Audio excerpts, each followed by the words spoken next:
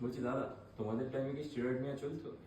দেখো, স্টেরয়েড আমাদের সমাজেও ছিল, আমাদের আগেও ছিল, তবে সেই সময় অনেকটা সেফ বেশি ছিল। তার দু তিনটে রিজন আছে। এক হচ্ছে তখন ফার্মাসিউটিক্যাল কোম্পানিগুলো স্টেরয়েড বানাতো, মানে ওষুধের দোকান থেকে কিনতে হতো, যার ফলে জেনুইন একটা কোম্পানির ওষুধই ছিল।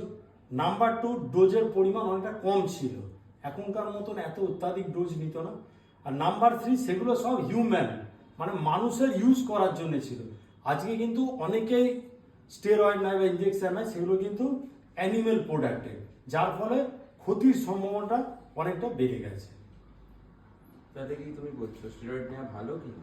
দেখো, স্টেরয়েড নেওয়া আমি কখনোই বলবো না ভালো, কিন্তু যারা কম্পিটিশান করে, যেহেতু কম্পিটিশানের লড়াইটা এখন ছড়িয়ে গেছে, মানে ডিস্ট্রিক্ট থেকে অলিম্পিয়া অবধি সবই স্টেরয়েডের ওপরে, তো সেই ক্ষেত্রে যারা করে তাদের না নিলে নয়, তাই নিচ্ছে। তবে আমি মানে যারা বিগিনার্স আছে বা নর্মাল ফিটনেসের জন্য আসে, তাদেরকে আমি মানা করব, কখনোই আপনারা স্টেরয়েড নিতে যাবেন না, এতে আপনাদের ক্ষতির প্রচণ্ড সম্ভাবনা আছে।